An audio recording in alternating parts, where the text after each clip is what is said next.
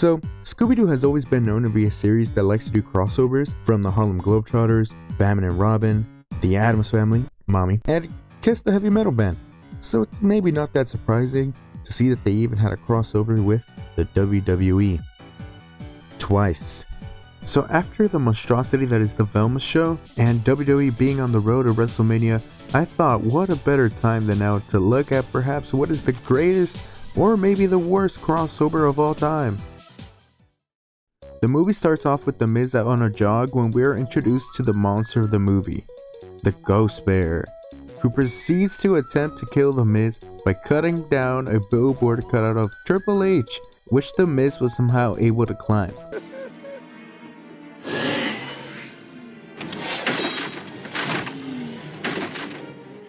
Really?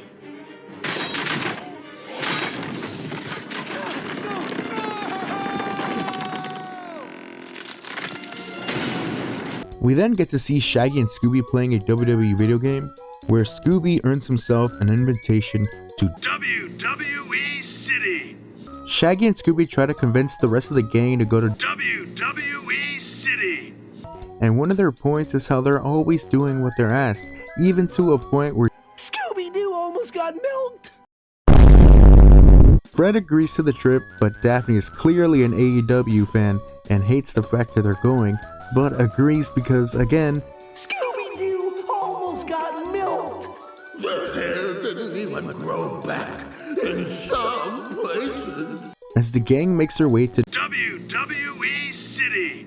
it is derailed by a Mr. Raccoon cameo, which causes the Mystery Machine to swerve and get stuck on the side of the road. But soon help arrives, and it is none other than John Cena!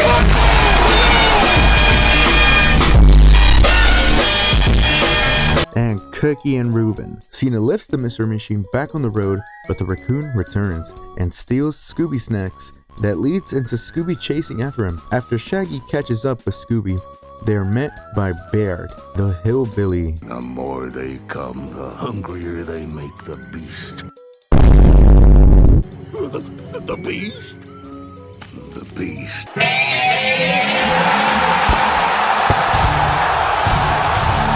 Every day it eats up more and more of our land. But not for long, 'cause there's a storm a-coming. And we're gonna watch it blow you all out of here. After that encounter, John Cena offers them tickets to tonight's show. This is where we get our first view inside of WWE City. Now, I would like to point out that most of the wrestlers are no longer wrestling for WWE. And in fact, I think The Miz is the only active performer right now, with like Cena being a part-timer and like Triple H is retired. I think Kane is also retired, or I don't know, to be honest. I guess he's too busy being a mayor or whatever.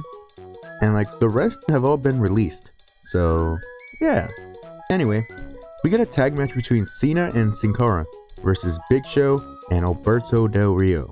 And after the match, it is revealed by Mr. McMahon that there will be a match at WrestleMania for the vacant WWE Championship. The gang takes a ride with Cookie and Sin Cara through WWE City and are taken to the rooms where they will be staying. Shaggy and Scooby go to sleep, but Scooby starts to dream a match between himself and various food items. Scoob is eventually awakened by Shaggy, only to reveal that Scooby had been wrestling the Ghost Bear. The WWE roster tries to help him defeat the bear, but to no avail, until the Ghost Bear blows up Sin Cara's car, which I have to say, historically, this is nothing new for the WWE, so I think he'd fit right in.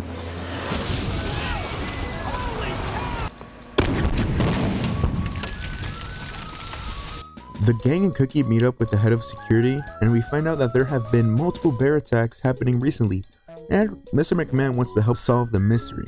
Oh, and John Cena offers his help as well. We soon learn that Sin Cara has a history with the Ghost Bear shown through various flashbacks of holy fuck, it's el místico. Or, sorry, Sin Cara Grande, and how he defeated the bear long ago, but its spirit has returned for vengeance. Shaggy and Scooby once again go to sleep in their rooms, but this time Scooby is awoken by flashing lights outside, and it cuts to the next morning where it is revealed that the championship belt has been stolen by none other than Scooby-Doo. Last night's security footage. Take a look.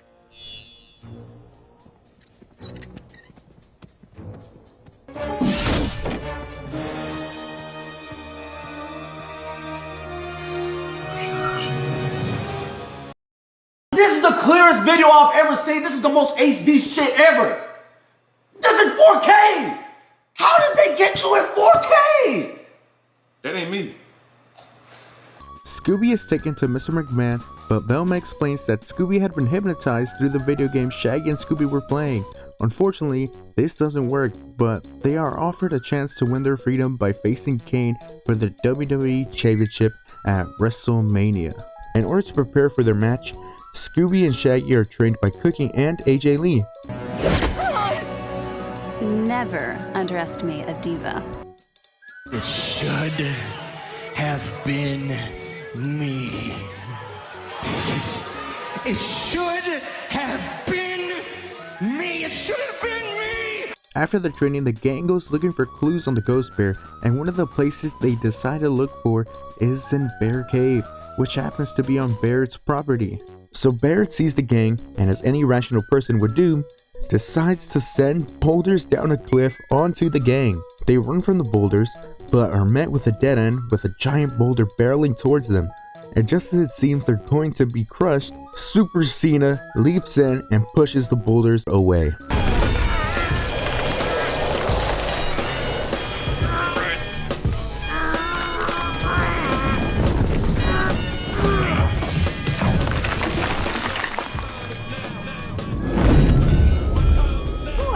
That was amazing.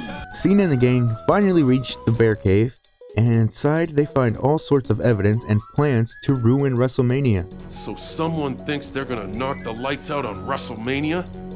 Not on my watch. The Ghost Bear attacks Cena and the gang, but they fend it off with a propane tank, which starts to flood the cave due to its blast. The gang are flushed through the cave with Shaggy and Scooby riding John Cena like he's David Hasselhoff.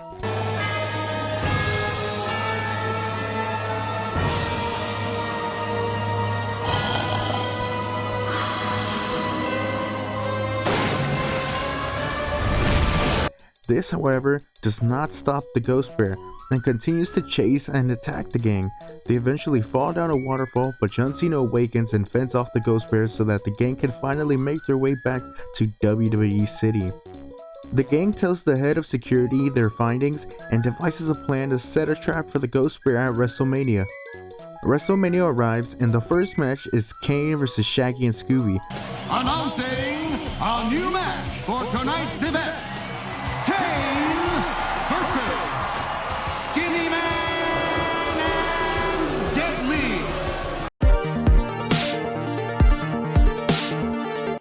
This match begins and Kane begins squashing them. During this, Velma realizes that an EMP is actually the WWE bell and it's about to go off, so John Cena attempts to use Shaggy on the ropes as a slingshot and tries to send it out of the arena. But just as he launches it, Scooby botches the spot by bumping into Shaggy and causing the plan to fail and the EMP to go off. This shuts down the power and the Ghost Bear breaks in. Luckily, they were prepared for the EMP to go off, and so they light up the arena with neon green flares, which kind of reminds me of the Mountain Dew Pitch Black match.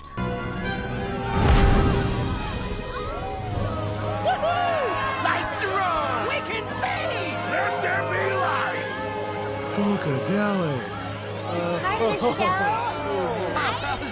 Scooby continues the match against Kane and the Ghost Bear begins to approach the arena. This is when Fred's plan gets into action, which is to have Triple H activate generators to restore the power. The bear attempts to flee, but Fred shuts the gates towards the exit, and this is when Ruben begins to wrestle the bear on the way onto the entrance ramp, where Fred then activates a catapult, launching them into the ring. Cena and Sin Cara join them, but this suddenly turns into a steel cage match. John Cena and Sin Cara struggle to beat the bear until Scooby awakens Kane, and Kane manages to take him down with the help of Cena, Ruben, and Sin Cara. They pin him down so Scooby can deliver a 450 splash to finally put down the Ghost Bear. They finally unmask who is behind the Ghost Bear, and surprise surprise, it's none other than Cookie? Cookie? Cookie? who wanted to steal the one thing he couldn't achieve in his career.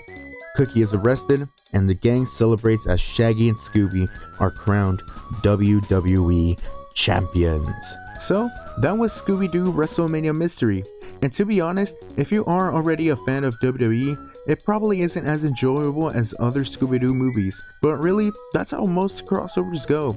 If you really want to enjoy it, it's better to at least understand both series. That being said though, if you are a WWE fan, it's nice to see these different characters interact with each other. And since it's for a younger audience, all the wrestlers are still in kayfabe, which just adds to the fun of the crossover. But does that make this the greatest crossover of all time? No, God no. But hey, at least it's still better than Velma.